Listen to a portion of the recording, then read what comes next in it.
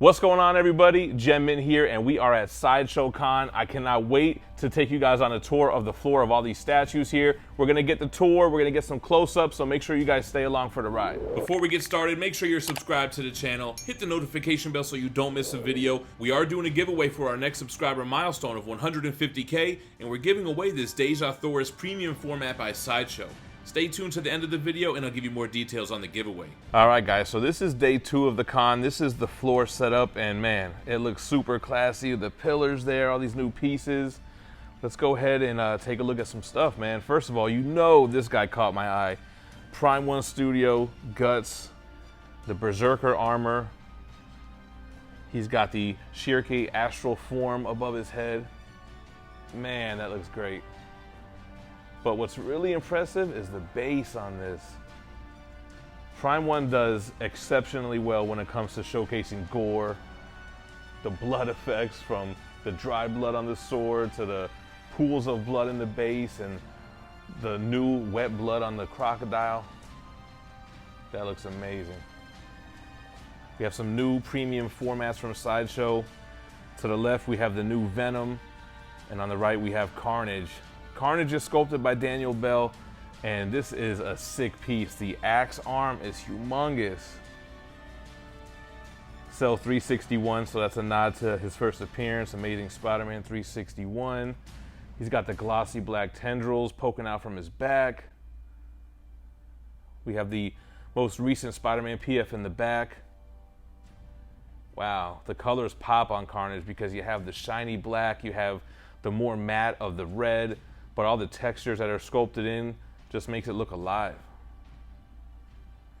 We'll look at more of him, but let's take a look at Venom. So he's on the traditional Venom sewer base. You can see we have a Easter egg there. I can't see the whole word, Oscorp Industries. Okay, so little Normie Osborn Easter egg. You have a green, what looks like a Green Goblin glider wing here. And wow, he is beefy. I like all the swirling you could see in the symbiote there. He has some tendrils coming out of his arms and his back. Let's take a look at the portrait here. I like the red and the white. Kind of gives it like more of a sadistic look. The tongue sticking out. That chest is huge. We got to get a look at that emblem. So there we have a back. He has his arms stretched out. Spider-Man mask in his hand.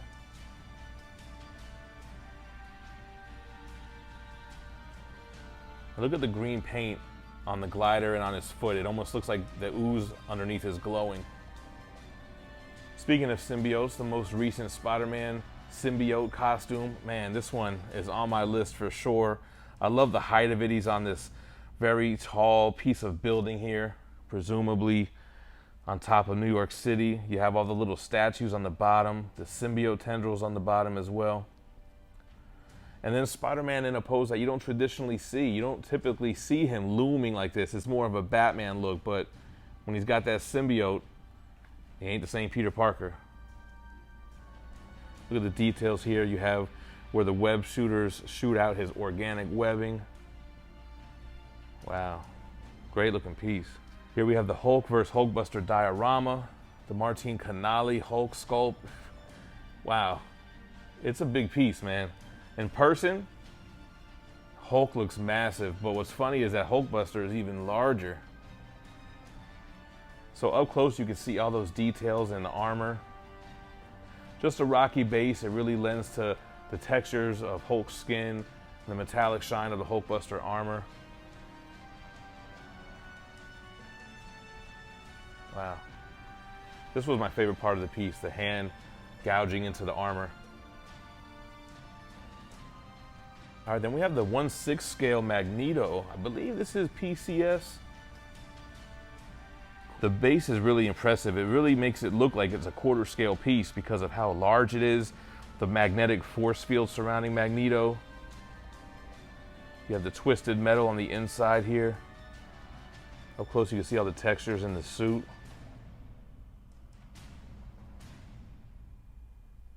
And then from PCS, we have the last Ronin. Man, this is a huge diorama. You have the last Ronin with the weapons of his deceased brothers, the ghosts of his brothers behind him. I told you guys, this is like a super sad, futuristic turtle story. And PCS has constructed this massive diorama. You can see the swirling smoke bringing up the spirits of his brothers. I'm being vague on purpose. I'm still not giving out who the last Ronin is, just for you guys who haven't been reading it. It's definitely a must-have. It feels like a back to its roots, Mirage Studios, Frank Miller inspired story with the last turtle. He's older. He's avenging his brothers. He's using all of their weapons. You have that nice gloss on the bottom of the base, the bricks and the sewers on the bottom as well. So many different elements making up this piece. He's a big boy too. All right, guys, big Star Wars presence on the floor today. We have Rey here, the premium format quarter scale piece. She's got the lightsaber over her head. She's got the stern look in her eye. Mixed media is on this piece as well. You can see the fabric of the statue. And just to kind of show you guys a little bit. Very well done though. You have the water splashing base, and to companion with her, Kylo Ren. Wow, Kylo looks great too. So you have his cracked, reformed helmet. He's got the leather cape. Always a fan of his saber. And so much detail put into the lightsaber now as well, right? That cape is fabric, but man, if from a glance, it almost looks like it's sculpted. On the floor here, we have a life-size Mandalorian helmet made out of Beskar. And then we have the new Darth Vader premium format. Man, he looks menacing. I love the light work on this podium too. It really lends well with that orange shine on the base. He does have this orange design in the middle here. Huge fabric cape here, flowing in the wind with his menacing pose. He has his lightsaber out as well. And a shot of Vader with some white lighting so it doesn't mislead you with the orange, although you can see some orange painting on the inside there. That just goes to show you, getting colorful lights can take your display to a whole nother level. Here we have some 6-scale Star Wars pieces. We have a re-release for General Grievous. And I know you're catching another one in the background, we'll get to them. Then from Clone Wars we have Anakin and Obi-Wan. So here's a good shot of Anakin. Obi-Wan in the back.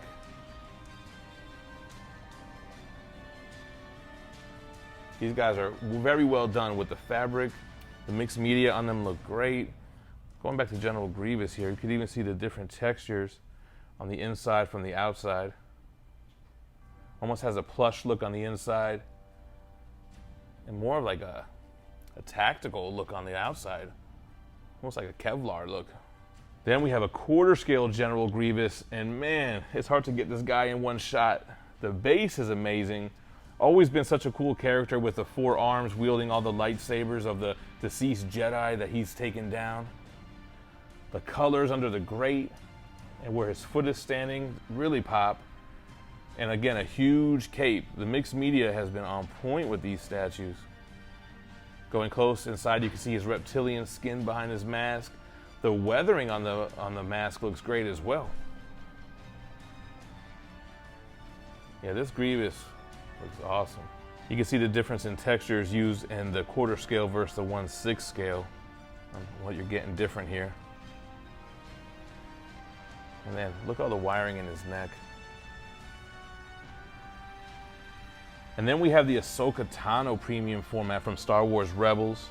We recently saw Rosario Dawson portray her in The Mandalorian, and Sideshow right behind with the PF. Everybody wanted Ahsoka, and she looks great. I think she has a nice blend from Star Wars Rebels to more of a realistic look. The orange skin tone, the dual lightsabers. All right, guys, then we have a 1/1 Salacious Crumb by Regal Robot from Return of the Jedi. You have a couple different things going on here. You have a sculpted piece with this hair on his head, on his chin, around his neck. One of the creatures from Jabba the Hutt's palace. This can be added to your 1/1 Star Wars collection along with Yoda, with Grogu. All right, guys, then Hot Toys with a fully posable quarter-scale Mandalorian. Seeing this in person reminds me of their quarter-scale Iron Man, and it comes with all these different accessories, this huge weapon. He's got the weapons on his back, baby Grogu to his side, and a full base. This piece is cool, man, for you Hot Toys collectors, especially if you like posable figures in quarter scale. Wow, this guy looks great. Also from Hot Toys, also from Return of the Jedi, we have a Biker Scout. This looks great on this huge bike, and I like the base here. You have like the plants here, you have the wood, the rock, the weathering on the costume looks amazing.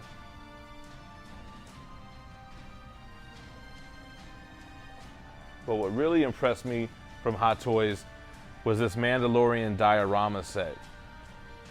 So everything here, the diorama, you have the stormtroopers, you have Mando. All of this will be available, and I really like the diorama because you see collectors build things like this, and to be able, for someone like me who's not handy, to be able to just purchase one, that's a must for me. Got the detailed weathering on the building, the fabric on Mandalorian.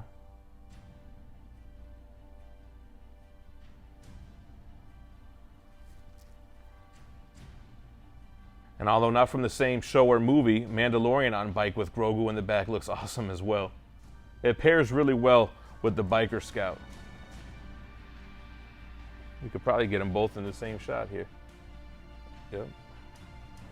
All right, we have a variety of products from Threezero. We have Court of the Dead, we have Stranger Things, we have Game of Thrones.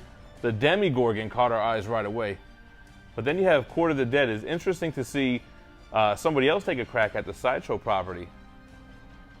This guy's got arms everywhere.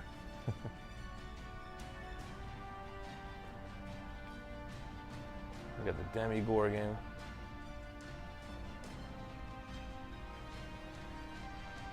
And Jorah from Game of Thrones. All right, guys, you know Iron Studios killing the 1/10 scale. We have Taskmaster, Black Widow, we have the Red Guardian, and Yelena, all from the recent Black Widow movie. No spoilers here. I want to say something about Yelena, but awesome to add to the movie collection, which is already massive. From Threezero, we have Iron Man and Hulkbuster. Nice companion pieces to each other. We have Iron Man with his repulsor blast ready to go. Hulkbuster behind him. And behind him, Hulkbuster. Wow, a lot of detail packed into this smaller scale. All right, guys, like I mentioned before, we're doing a giveaway for our next subscriber milestone of 150,000. We're giving away Deja Thor's, the premium format by Sideshow. All you gotta do is be subscribed, leave a like, and comment on this video. Once we hit the milestone, I'll pick a random video where I promoted the giveaway and use a random YouTube comment generator to draw a worldwide winner. So you're gonna wanna comment on as many videos as you can. All right, guys, that's gonna wrap up my footage from day 2. I hope you enjoyed it. Let me know what your favorite piece was in the comments down below, and you guys stay minty fresh. Peace.